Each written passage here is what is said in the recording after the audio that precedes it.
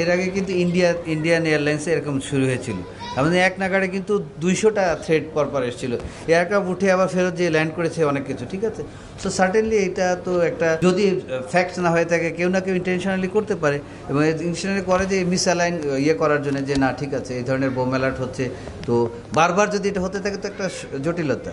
আমি এটাকে গুজব আমি বলবো না, গুজব হোক যেটা হোক, আমাদের কাছে যদি কোনো তথ্য থাকে সেই তথ্যর ভিত্তিতে আমাকে ব্যবস্থা নিতেই হবে, কারণ এখানে একটা যাত্রীর জীবন আমার কাছে ইম্পর্টেন্ট। ইভেন যদি প্লেনে একটা যাত্রী থাকতো, weed have taken the same action that we have taken.